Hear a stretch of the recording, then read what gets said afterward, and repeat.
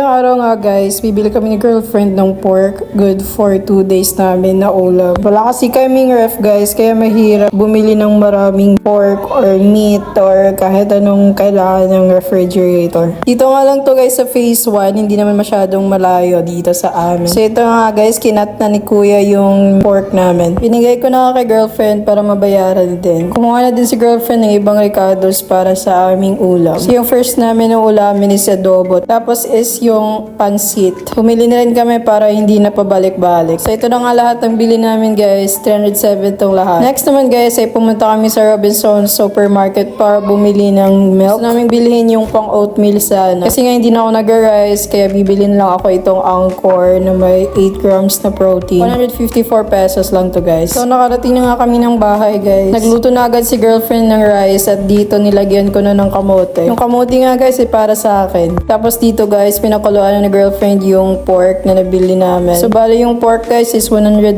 pesos yan. Habang naghihintay guys, kakain muna kami ni girlfriend na binili niyang siomai tsaka siopaw kagabi. Sabi niya ito daw yung siopaw na nag-trending guys. Yung 15 pesos tapos sobrang sarap. So ito na nga guys, yung makikita nyo. Grabe, napaka-juicy naman yan. Pero may sauce na nakalagay dyan sa ilalim guys. The first bite guys, tikman natin. Masarap nga siya guys. For 15 pesos, hindi ko akalain ito yung quality ng siopaw na to. Grabe, sobrang sarap. So dito nga guys, tinry ko with chili oil tsaka toyo ng siomai. Check ko lang kung masarap din pa. Goods na goods nga guys, grabe. Super. Sobrang sarap niya. Uulitin ko pa. Siguro magpapabili ako next time. Tapos masarap din yung siomai, syempre.